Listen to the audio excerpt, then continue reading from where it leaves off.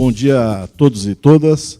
Eu acabei acertando aí com a coordenação de me fixar no tempo que eu disponho aqui, nas 2 horas que o Jair vai me conceder para falar aqui,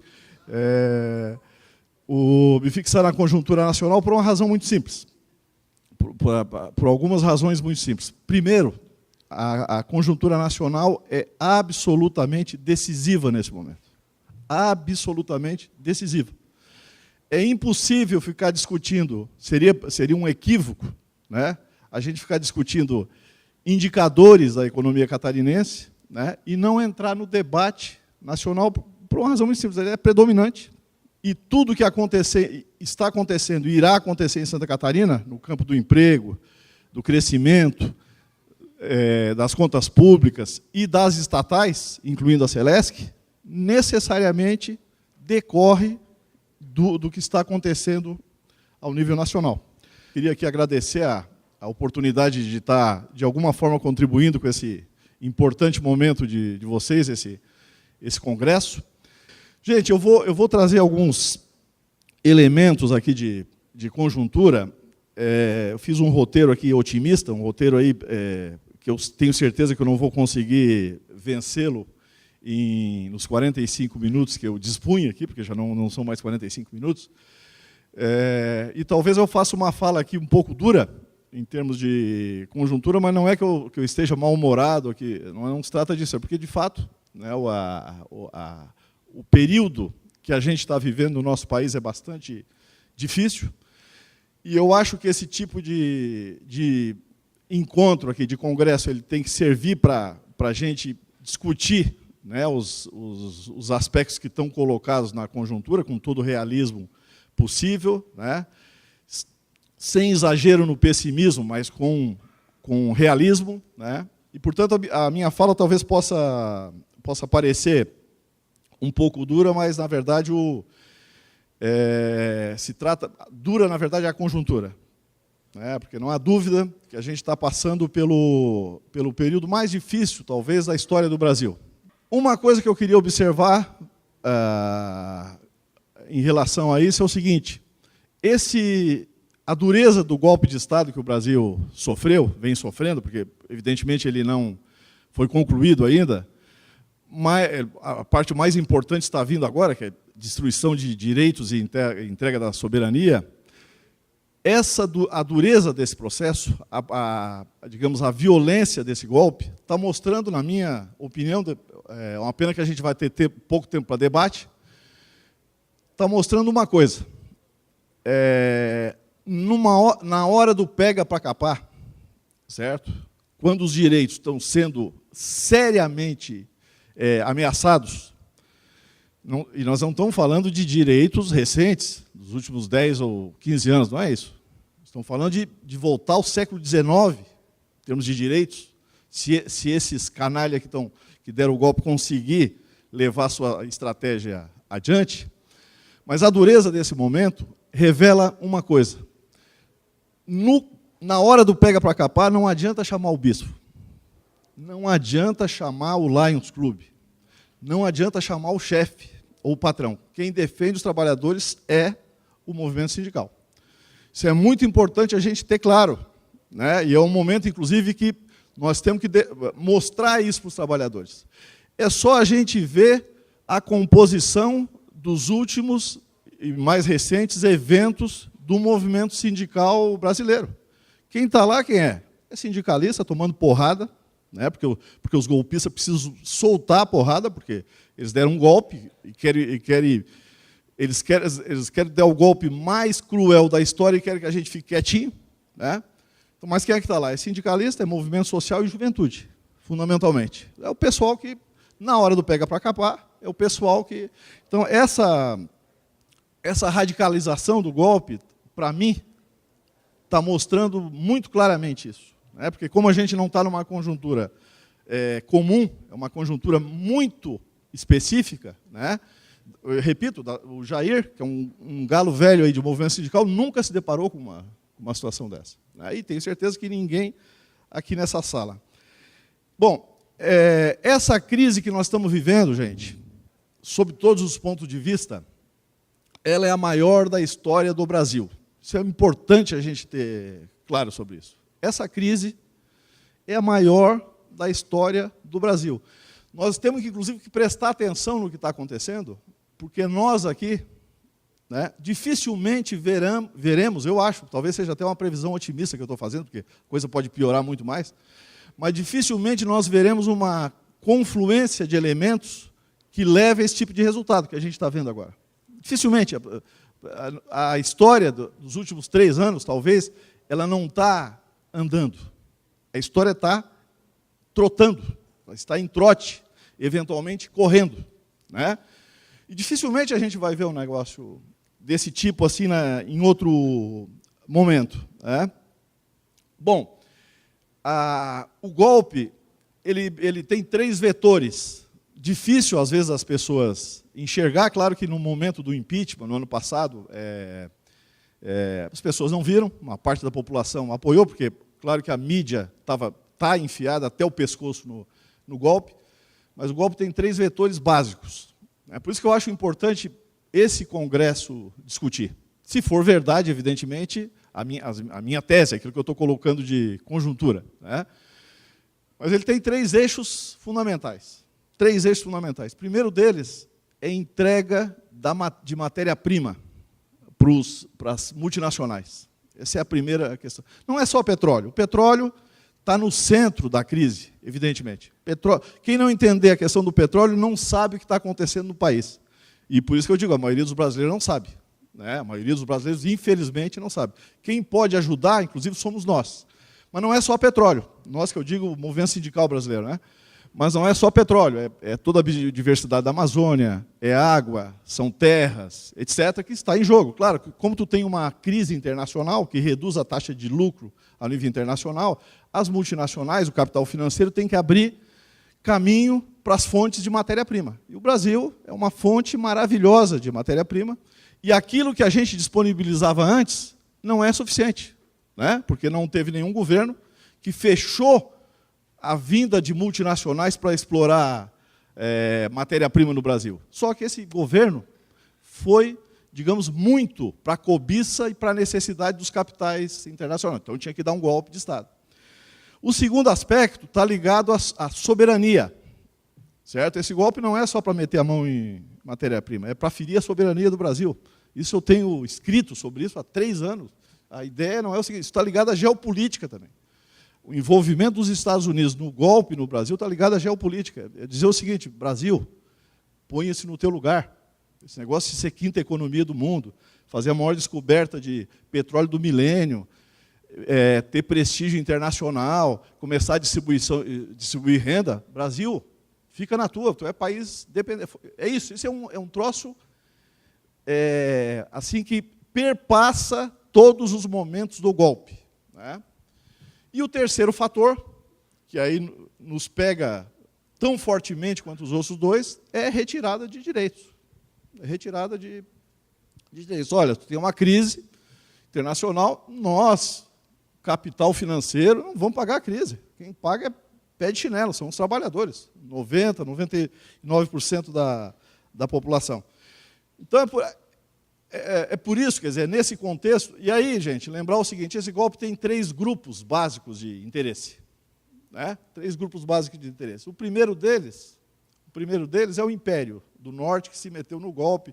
Há 3 anos atrás, quando a gente falava nisso, os caras diziam, esses caras do Diese são tudo louco, esse velhinho do Diese aí enlouqueceu. Mas nós tivemos, inclusive, a honra, a satisfação de ter feito em 2014, quando a conjuntura começou a feder a enxofre, nós tivemos a satisfação de fazer 15 seminários grandes sobre Petrobras, para entender por que a porradaria tinha caído para cima da Petrobras. E ficou fácil entender que os caras, era por lá o negócio, né? Então, o primeiro grupo de interesse é o Império do Norte, né? Os Estados Unidos, que está cada vez mais documentado, inclusive, isso. Há 3 anos atrás, nem tanto. Hoje está cada vez mais, felizmente, especialistas, estudiosos estão mostrando, né, que esses caras estão envolvidos por causa de petróleo e dos demais interesses. O segundo grupo é a chamada plutocracia, os ricos, né? 1% da população, nem isso. Os rentistas, por exemplo, que vivem da dívida pública. Até me admirei ontem, no debate de ontem, que a questão da dívida e dos gastos do Brasil com a dívida não tivesse vindo à tona com toda a força que isso merece, porque isso é decisivo. Isto é decisivo. Os caras ficam, por exemplo, numa empresa como a Celesc, tentando achatar salário, como a empresa vem fazendo já nos últimos anos, tentando achatar salário, e, ao mesmo tempo, o Estado brasileiro repassa 600 bilhões para 10 mil famílias que não apertam um parafuso. Certo? O que esses caras fazem para o Brasil? Nada, só política, no pior sentido do termo. Né? Ou seja, a chamada politicagem, a conspiração de botar presidente do Banco Central, etc. Bom, e o último grupo, que foi o grupo que operou o golpe, vem operando o golpe, que está cada dia mais claro, né, quem são esses caras, são os ladrões. O Brasil foi o único país do mundo que fez um movimento movimento que envolveu parte da população, etc., contra a corrupção, aí tirou uma mulher honesta que não tinha cometido crime nenhum de responsabilidade, né, isso está mais do que provado, até os caras mais reacionários já estão admitindo isso, e botou no centro do poder os ladrões. Eu me lembro que há um ano e meio a gente falava isso, os caras só faltavam bater na gente. Né? Hoje, isso está provado, né, por vídeos, por filmes, documentos, etc., cada vez mais. Aliás, esse foi o grande furo da Lava Jato. Né? Era para acontecer. A Lava Jato é um cavalo de Troia montado lá nas forças de informação americana, que tinham o seguinte objetivo: vamos detonar com a esquerda brasileira, certo? Vamos ir com o Estado brasileiro. Mas só que está dando água, né? Não existe crime perfeito. Né? Bom, então, em nome, né, essa quadrilha que tomou o poder, eles estão implementando um programa ultraliberal que não foi praticado em nenhuma parte do mundo. Né? O que esses caras estão fazendo, em termos de proposta, por exemplo, foi discutido aqui brevemente ontem, a PEC 55, a emenda constitucional hoje 95, né? Que é uma emenda que nem país rendido pelo inimigo na guerra faz um troço desse, que é assinar uma emenda congelando gastos com o povo durante 20 anos. Né? Congelando gastos com o povo, evidentemente, porque a emenda tem um detalhe muito importante, que é o seguinte: pô, mas vem cá, vocês estão com uma ideia tão inteligente, que é congelar gastos com educação, saúde, defesa, ciência, etc., por 20 anos. O que vocês estão pensando de tão nobre assim? Ah, nós queremos pagar banqueiros. Os banqueiros estão levando pouco, só 600 bilhões, nós queremos diminuir o estoque da dívida. Então, gente, se alguém tinha dúvida, isso eu sempre dizia, quando os caras começaram com essa maluquice no ano passado, eu digo, se alguém tinha dúvida de que era golpe, é só ver esse troço aqui, pô. Né? Não é possível que a pessoa seja impassível aos sinais, né, do que está acontecendo. Né?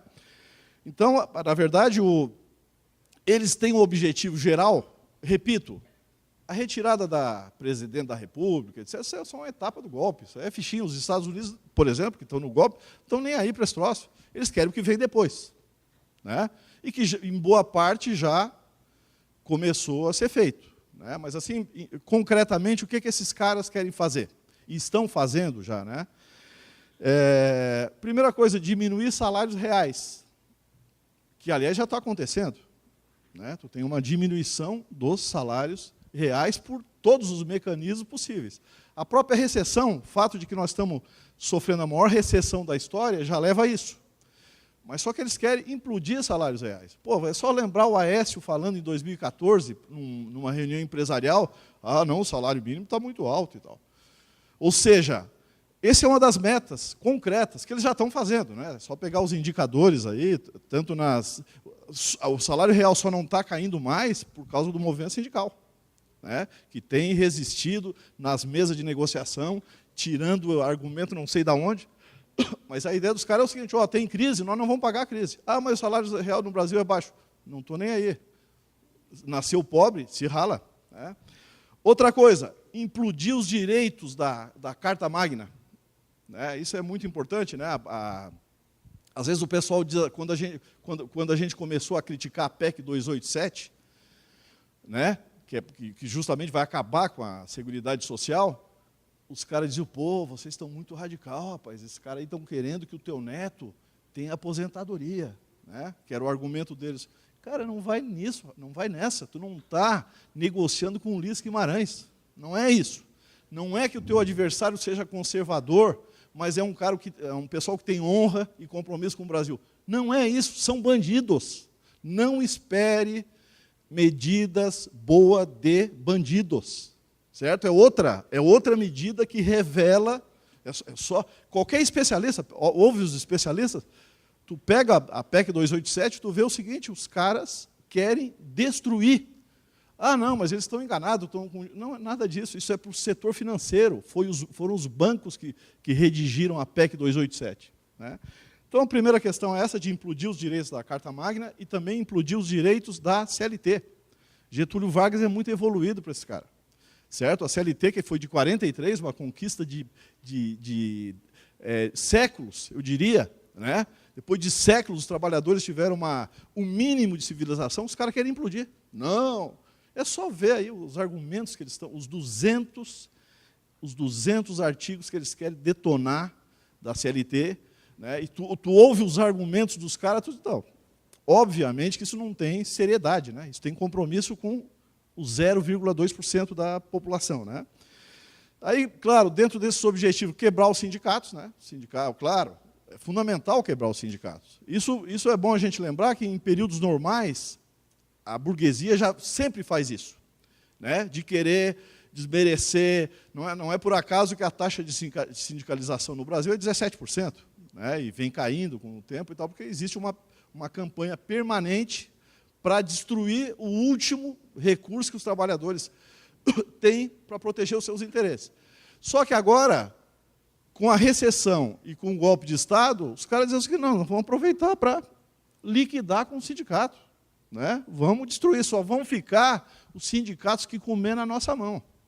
Certo? Talvez a gente deixe os sindicatos pelegos, subservientes e puxa-saco sobreviver. Agora, sindicato que defende direitos do trabalhador, nada disso. Né? Então, esse certamente é um dos objetivos. Né? Eu acho que é fundamental também levar em conta que eles querem privatizar o que restou de patrimônio público. Né? Aí a Petrobras. Claro, eles querem o filé. O capital nunca quer carne de pescoço. Qualquer processo de privatização mostra isso. Né? Os caras não vão querer pegar empresa lascada, né? Fazer serviço público. Não, isso nada disso. Eles querem Banco do Brasil, Caixa Econômica, Petrobras, evidentemente, né? E as estatais. Né? É ilusão a gente imaginar que uma empresa como a Celesc estaria fora de um desejo, não digo dessa gestão, porque, né? Mas, enfim, do desejo dos caras de privatizar, obviamente. Né? Os caras só pensam nisso dia e noite, porque tu precisa, num momento de crise, com redução da taxa de lucro, tu precisa compensar isso repassando algumas joias do setor público, né? Alguns filés mignon do setor público, para o setor privado. Aliás, no Brasil, o processo de roubo mais, digamos assim, mais significativo da história foi o processo de privatização brasileiro. É um dos mais significativos da história. Não é à toa que alguns autores chamam de privataria. Né? E não é à toa que eles queriam privatizar a Petrobras.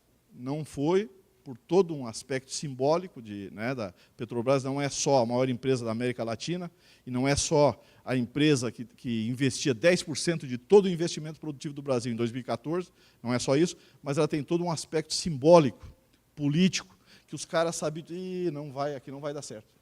Então, José Serra, inclusive, que é um ladrão conhecido, né, cada vez mais conhecido, aliás, uma das vantagens desse processo de golpe foi porque pulverizou esses ladrões mais antigos, pulverizou, os caras viraram pó, literalmente, e o Serra, que enriqueceu com as privatizações, tá, defendia que tinha que privatizar a Petrobras, chegaram a mudar de nome. Não conseguiram lá e estão fazendo agora nesse golpe. Agora estão usando uma estratégia mais inteligente, que é desmontar a empresa sem mudar, a não ser a lei de partilha, que já mudou, né? Sem mudar muita coisa da legislação, exceto, repito, a lei de partilha, né? Que foi uma lei, vocês todos sabem aqui, criada quando se descobriu o pré-sal. O governo disse o seguinte: porra, é fria a gente fazer a política pública com base na lei de concessões, temos que mudar a lei. Daí veio a lei de partilha. O Serra, não sei se todo mundo sabe aqui, eu sempre gosto de socializar essa informação, porque congresso também é cultura, digamos assim, né? Mas o Serra, em 2010, né, era candidato a presidente da República, ele prometeu a Chevron, que é uma das maiores empresas multinacionais de petróleo, que iria, se eleito, revogar a lei de partilha. Porque, claro, as multinacionais no Brasil, né, multinacionais que atuam no Brasil, eram contra a lei de partilha, evidentemente.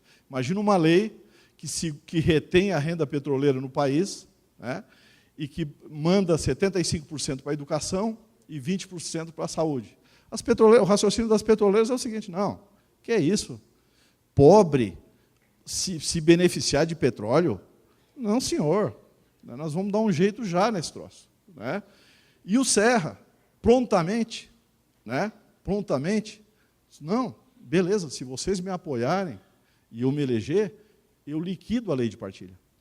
Então é bom vocês saberem o seguinte: felizmente, esse canalha não se elegeu, felizmente. Porém, ele estava no golpe, obviamente, participou ativamente do golpe, inclusive foi o ministro das Relações Exteriores, e a primeira maldade, a primeira canalice que esses caras fizeram foi encaminhar um projeto do Serra, que estava em tramitação no Senado, acabando com a lei de partilha. Esse é um crime que o povo não tem condições de sacar isso, né? Pela blindagem da mídia, pelo fato de que o Congresso Nacional hoje tem a composição pior do último meio século, pelo menos, né? Hoje nós temos uma verdadeira escória parlamentar, né? Os dados aí estão mostrando isso. Pela complexidade do tema, o povo não sabe disso, evidente. Agora, vocês imaginem se tivesse sido o contrário. Se um candidato a presidente dos Estados Unidos prometesse para um executivo da Petrobras que, se a Petrobras o ajudasse, com dinheiro, etc., e ele se elegesse nos Estados Unidos, ele ia fazer uma lei, passar uma lei lá, que beneficiasse a Petrobras. Vocês imaginam o que aconteceria com esse cara? Pois bem, isso foi divulgado. Até uma observação, gente. Essa denúncia não é minha, eu jamais seria louco de fazer uma denúncia dessa sem saber que ela foi feita pelo Wikileaks, em 2013, se não me engano, que veiculou essa informação. Isso está na internet, né? Inclusive o diálogo do Serra com essa moça, da Patrícia Padral, da Chevron. Então, é um negócio de louco, né? Então, digamos, dentre esses objetivos, obviamente que está, né, além das privatizações que eu mencionei e tal, está a entrega da joia da coroa, que é o pré-sal. Né? O pré-sal foi uma descoberta que colocou o Brasil numa nova reinserção mundial no aspecto da energia, certo?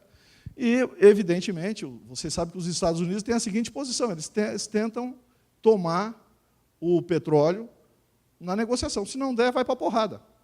E, de certa forma não. O que aconteceu no Brasil é que eles não precisaram nem ir para a porrada.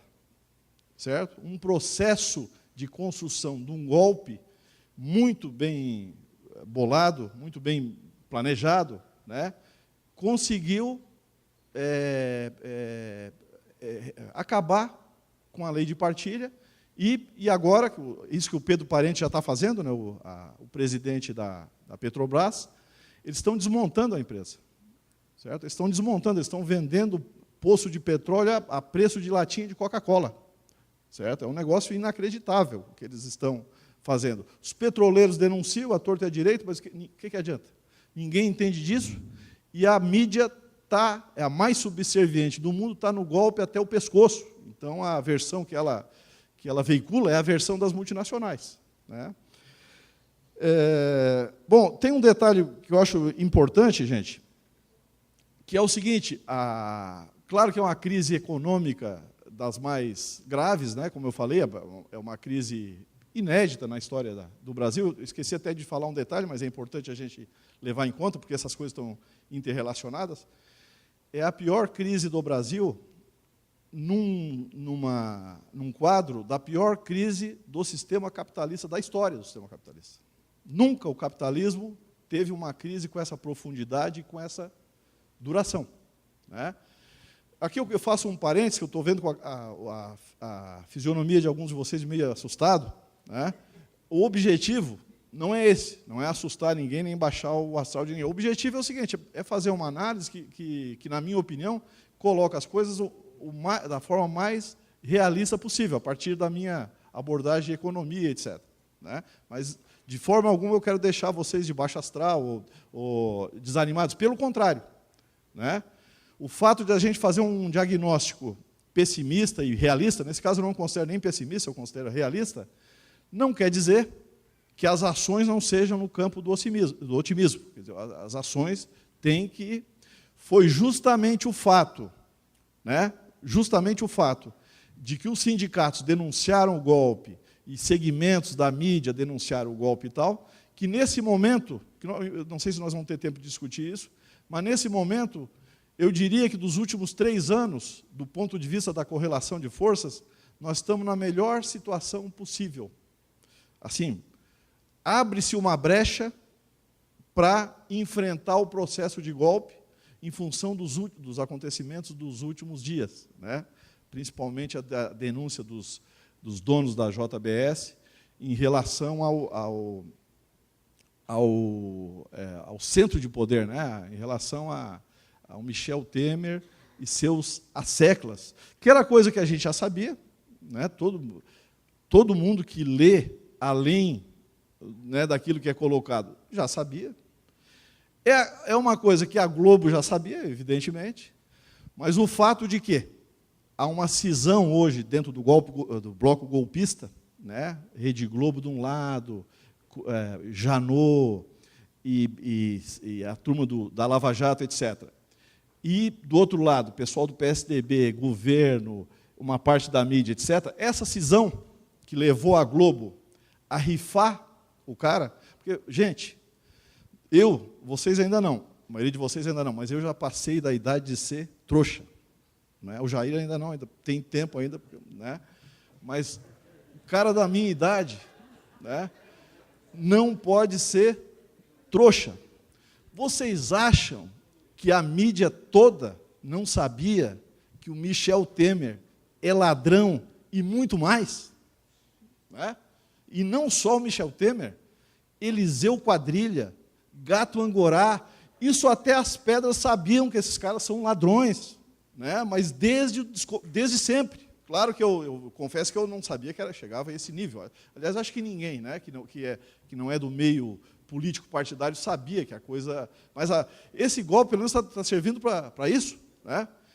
Então, a denúncia, né, é bom a gente ter bem claro isso, a denúncia faz parte do golpe. Isso é muito importante a gente ter claro. Não é que tenha vazado o negócio. Não, a Globo vazou, né, por uma razão muito simples. O Michel Temer não deu conta do recado. Certo? Essa é a questão central. Qual era a missão do Michel Temer, né? E dessa turma toda de canalhas. A missão era a seguinte: destruir direitos.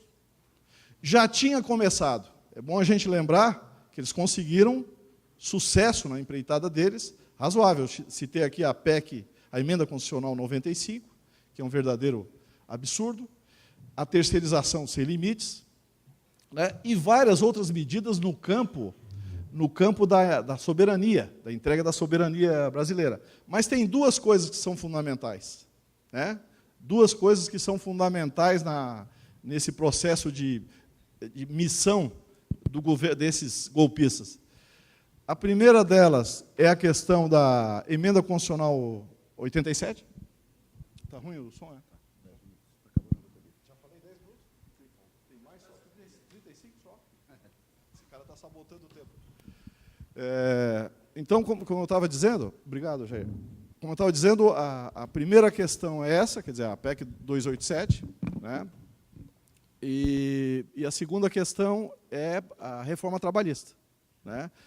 A reforma trabalhista ela é fundamental para reduzir direitos, quebrar o movimento sindical e também quebrar os direitos como um todo, né? É isso que eu estou dizendo. Se essas duas reformas passarem, né, se elas forem aprovadas, nós vamos voltar ao século XIX. Certo? Nós vamos voltar, pelo menos, até o período antes da Revolução de 30, onde não tinha Estado no Brasil, não tinha direito, e os trabalhadores conseguiram, só vocês terem uma ideia, né, eu acho que faltou, até pelo menos no que eu acompanhei de debate, entrar um pouco nessas discussões. Gente, vou repetir um negócio que eu já falei, mas eu acho necessário pela importância da temática. A PEC 287, vocês não vejam, não tentem enxergar um fiapo de nobreza na medida. Não existe. Quem está dizendo isso para vocês é um cara que, por dever de ofício, acompanha a economia dentro do Diese há 28 anos e um pouquinho mais na vida profissional, tá? Como um todo. Não existe nada. Claro que eu estou exagerando para passar o meu recado, porque, digamos assim, nada é 100%, tu pode ter 0,5 ali que tu aproveite. Mas o fato é que 99,5% da PEC faz parte de um processo de golpe. O que a PEC quer? A PEC quer destruir a Previdência. Isso é muito importante a gente ter claro. Eu não estou dizendo isso baseado em, digamos assim, em convicções, né? Como tem muita gente aí que faz. Estou dizendo baseado na leitura do pessoal, né? Na minha leitura do pessoal que entende do assunto.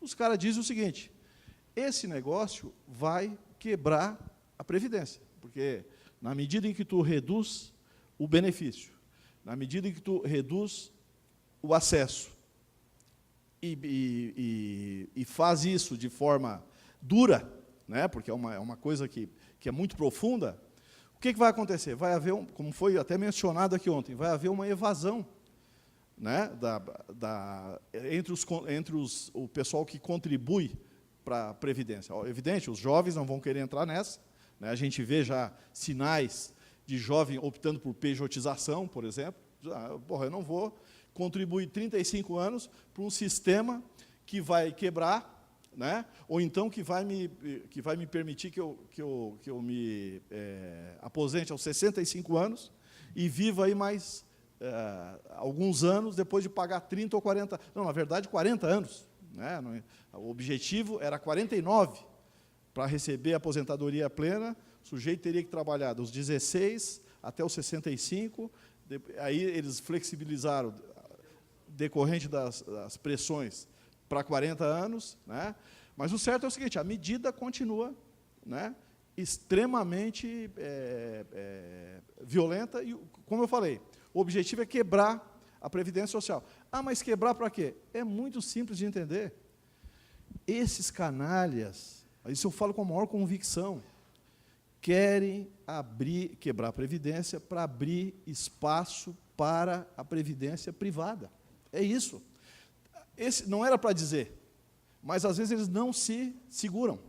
Às vezes nas entrevistas os caras se entregam. Não, olha o seguinte, mesma coisa aquele cara do SUS, né, que ao retirar dinheiro da saúde e tal, eles, olha, as pessoas não podem depender do SUS.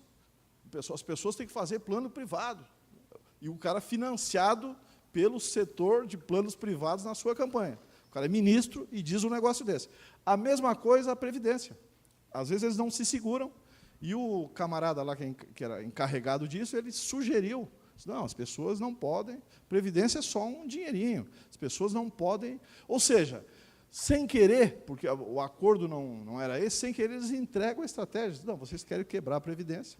E, gente, tem um detalhe aí que é muito importante, eu te peço para me avisar quando faltar 2 minutinhos. Faltam 6? Tá, beleza. Tem um detalhe muito importante, que é o seguinte: todas as medidas, certo, como esse foi um golpe de classe, quer dizer, é um golpe dado contra a classe trabalhadora, não foi algo, né, contra o Brasil e contra a classe trabalhadora, todas as medidas, o conjunto das medidas, lascam os lascados. Quanto mais lascado tu fores, mais esses caras vão te pegar. Certo? Isso é nítido. A PEC da 287, eu diria que é o caso mais extremo disso, né? Porque, eu não sei se vocês sabem, né? Eu até esqueci aqui de destacar, quando eu falei que os principais objetivos, um dos objetivos dos golpistas é destruir a Seguridade Social. A Seguridade Social, no Brasil, construída na Constituição Cidadã de 88, e que inclui, além da Previdência, saúde e assistência social, Seguridade Social é uma conquista de um século, pelo menos, dos brasileiros.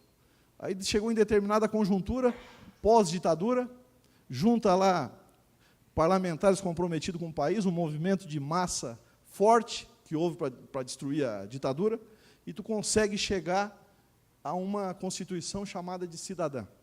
Dentro dela se constrói um negócio inédito no Brasil e raríssimo na América Latina e até no mundo, que é um sistema de seguridade social. Que é o seguinte raciocínio, olha,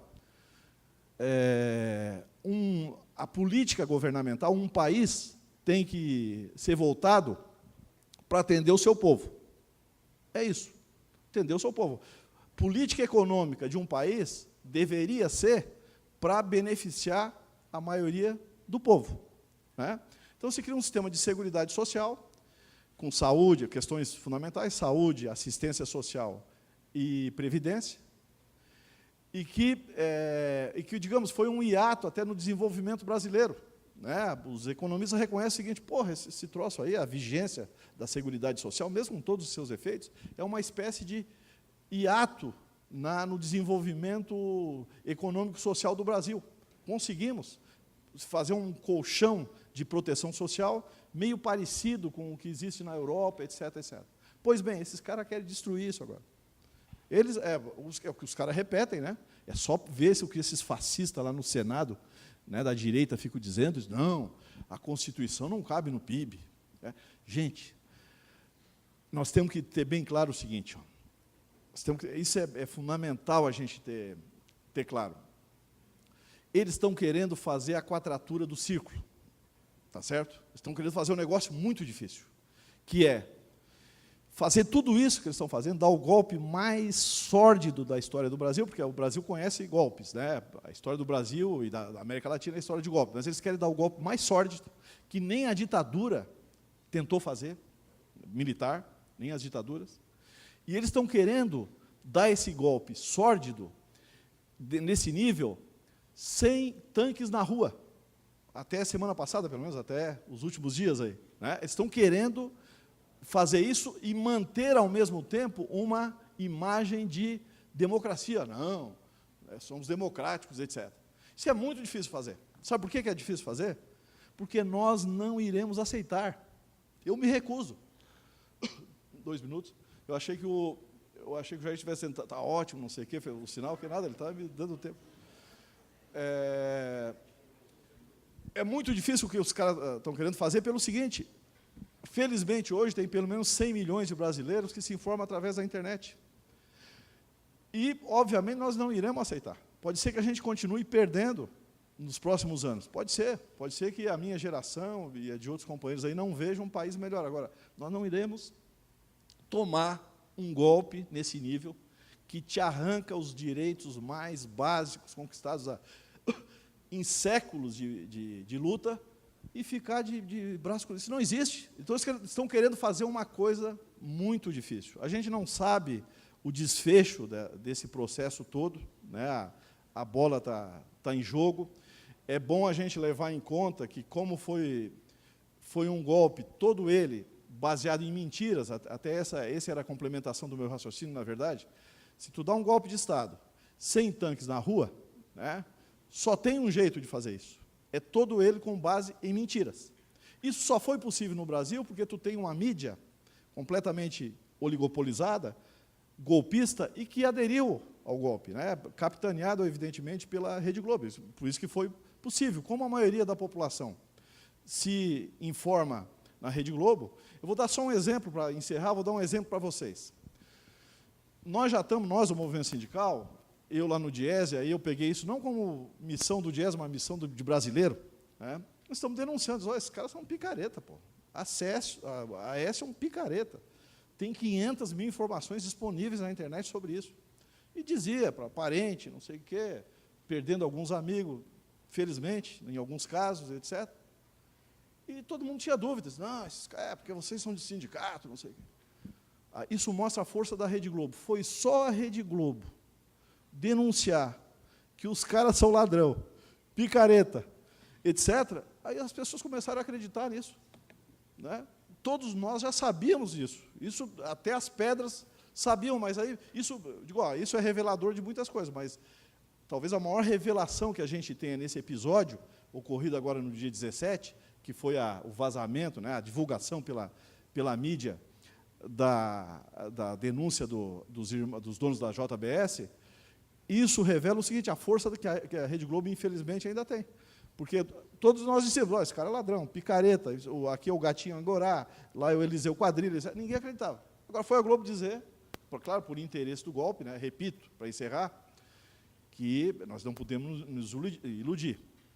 Isso é um movimento do golpe, significa que os golpistas continuam com a iniciativa.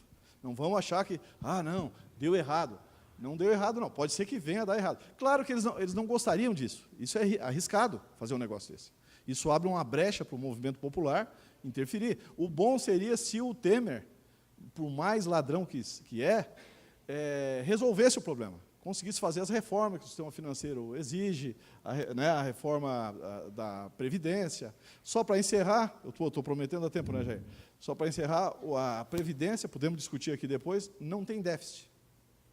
Certo? Isso é importante a gente dizer, porque eu sei que os caras usam vários argumentos, né? Vários argumentos. Tem dois principais. É um fatalismo fiscal, olha, vai quebrar, etc. E o fatalismo demográfico. Os dois são baseados em mentiras. Depois, se for o caso, a gente pode aprofundar esse debate aqui. Obrigado, gente. Bom.